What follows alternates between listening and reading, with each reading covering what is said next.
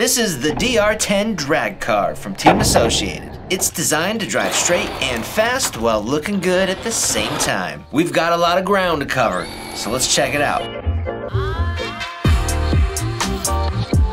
Now the DR10 is a 1/10 scale brushless drag car that embodies the glory of muscle car street racing by offering big power, a rear wheel drivetrain, and realistic drag car looks. It is a ready-to-run vehicle, so when you get it out of the box, it'll be assembled. The body will be painted, and all the electronics and transmitter are included. Although you will need to provide 4 AA batteries for the transmitter. So out of the box, the DR10 is ready to rip up and down your road if you're just looking for fun. Or if you want to be competitive, this car could be ready for some serious racing with just a few tweaks.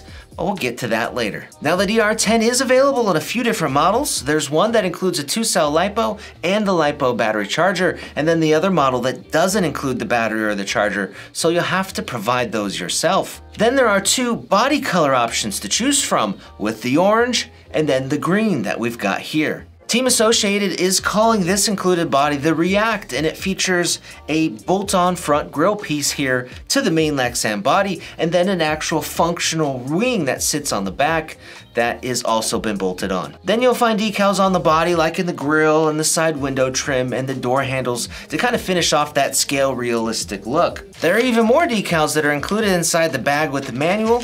If you wanted to use these, you'd have to cut them out yourself and apply them to the body. Then to finish off the looks is the wheelie bar in the back that not only looks cool, but it also functions with 3 height position options to choose from. Now with short course drag cars becoming more and more popular over the last few years, there are a lot of other body options to choose from. This Proline Octane will fit, for example, as will this 69 Chevy Nova, or this J-Concept 66 Chevy C10, the 91 Ford Mustang, or the Protoform Chevy Corvette C7, just to name a few. And it's really cool all those body options are there and available, because up until recently, this wasn't really a vehicle that existed. They were basically born from guys taking their 2-wheel drive short course trucks and then putting shorter buggy suspension arms on there, and of course shorter turnbuckles and drive shafts, but voila, you've just created a short course drag car. And that's basically what Team Associated has done here with the DR10. They took a short course truck platform, they put shorter buggy arms, turnbuckles, and drive shafts, and boom, you've got the DR10. And unless I'm mistaken, I think this is the first time any company has offered a short course drag car in a complete vehicle rather than just a conversion kit. Now to make this DR10 into a working vehicle, Team Associated has added the SE600BL ESC. It's brushless, but it's not censored, and it's compatible with 2 and 3S LiPo batteries. The motor is the Reedy 3300 kV brushless motor. Again, it's non-censored, but it is 4-pole. The receiver, which is hidden underneath this watertight receiver box, features something called DVC, or Dynamic Vehicle Control, which is basically like a gyro stabilization system to help the car go straight. And you can adjust the DVC gain amount by hitting the DVC button on the receiver to help you adjust to lower the gain or increase the gain. But in order to adjust it, you have to remove that watertight lid receiver box to get to the actual receiver each time you want to make an adjustment. And then to finish out the electronics in the DR10, the servo up front is a basic Reedy servo, but it does feature metal gears, and then it also features a Servo Saver servo horn on it. Some other cool features on the DR10 are aluminum bodied shocks. The shock fluid feels rather light. I'd probably guess that it's about 30 weight. There's also a gear differential inside the gearbox with, again, what feels like lightweight fluid. The battery straps are Velcro, so you can fit different sized batteries in there really easily. The rear drive shafts are captured CVDs. They're not dog bones. And then the motor design is actually a rear motor. It's not a mid motor, so that'll help generate more traction. So in driving this thing, on our first outing, we went out and we took a 2S and a 3S LiPo battery. But for the car, we didn't do anything to it. We left the car, the setup, everything completely factory stock as it is right out of the box. and then we just drove the car. Now for top speeds, the motor is equipped with an 18-tooth pinion gear, and with the 2-cell LiPo battery, the top speeds we were able to achieve were 27 miles per hour.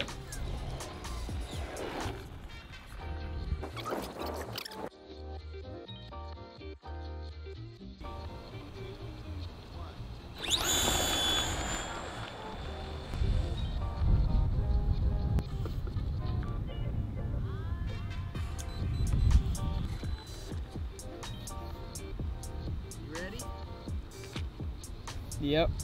3, 2, 1.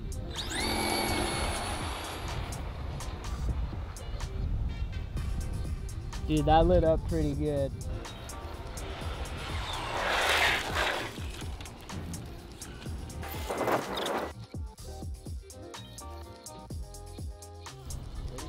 Yep.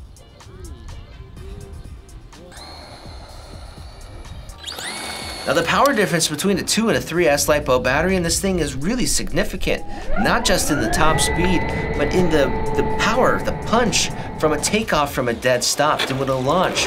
It's much more significant, it hits harder, it gets the tires to spin, and you can even hear the slipper slipping a bit on that 3S. But the car was a lot of fun to drive.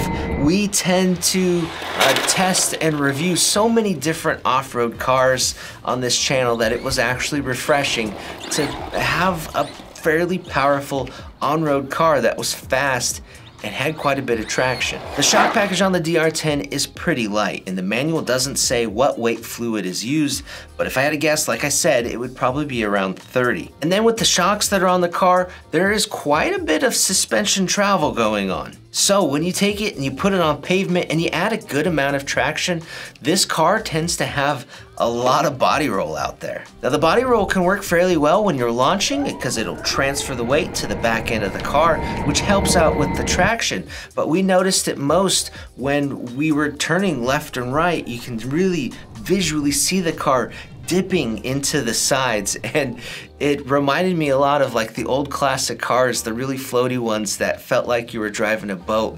And the car just looked really realistic. Even as you were driving it towards yourself and you hit the brakes, the nose would just dive down, and it just looked super cool, I thought. Now my background with on-road cars is mainly competition cars that the suspension is set up really stiff, they're slammed to the ground with really low ride heights, and they have virtually no body roll. Those type of vehicles also need super manicured, really clean surfaces with no dust or pebbles or rocks to drive on. Now you can't really compare those type of vehicles to the DR10, but I guess my point is that we were able to just put this down on the ground, drive it, and had a blast. We didn't care about the surface or rocks. I don't even think the chassis really even got scraped up at all. Let me get the light right.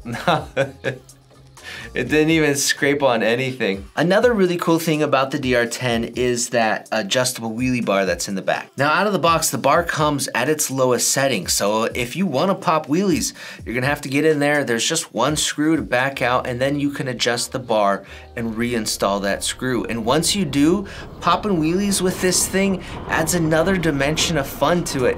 If you just want to go out and drive and have fun, and once it pops wheelies, it tends to just hold that wheelie down the road. Now, unfortunately, we weren't able to do too many wheelies from a dead stop launch. It really depends on your traction levels, and it could also have something to do with the slipper slipping a little bit. But we were able to do wheelies a few times, and we did them probably more when we were already in movement, and then we just pinned it and it would pop up and go down the road. Now let's talk about the racing aspect for the DR10, because this thing could very easily become a racer under the Street Eliminator class, which this vehicle falls under. Now I have a 2020 rulebook for the Radio Controlled Drag Racing League, or the RCDRL, and the Street Eliminator class is defined as cars based on the concept of street muscle car styled bodies over a short course style chassis.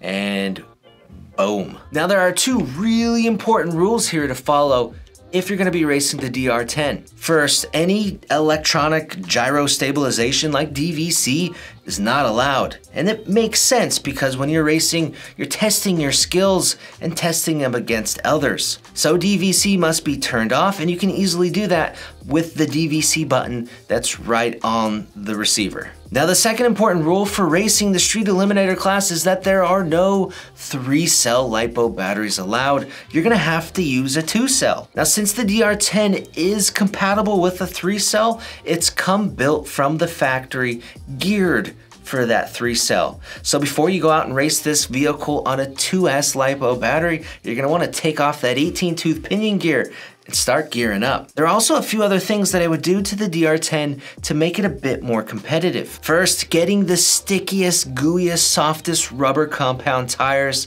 you can find would be a great idea to maximize your traction levels. Now, a lot of tire selection comes down to the type of surface you're driving on and the ambient temperatures that you'll be experiencing while racing, but I've heard the Pro-Line Hoosier tires in the S3 work really well, as do the DE Racing Mini Outlaw drag car tires in the clay compound. Now, unfortunately, both of those tires were sold out while we were making this video, or we would have tried them ourselves. Another thing I would do would be to put heavier shock fluid in all 4 shocks, and I do the gear differential too, finding some heavier gear diff fluid to make that diff not locked completely, but to just thicken it up a bit would probably help us quite a bit in going in a straight line. Next, tightening up that slipper clutch is going to be ideal for competition use. We want every ounce of the power from the motor going straight into the tires. And really, the slipper is probably there to help save the gears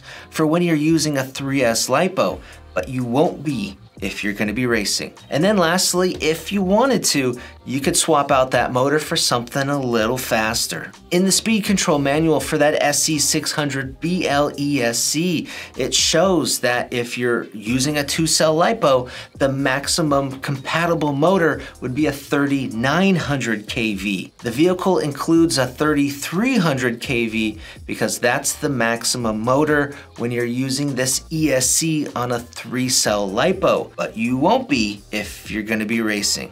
So the DR10 is a pretty cool car if you just wanna go outside, drive, and pop some wheelies, or if you're looking to get your feet wet into drag racing for the first time. Now, for pricing, the RTR models are $319.99, and then if you want the RTR combo, including the 2-cell LiPo and the LiPo charger, those are gonna be $379.99. I hope you guys enjoyed this video. Give it a like if you did, hit that subscribe if you aren't, and leave any questions or comments down below. I'm Brett from AMain Hobbies.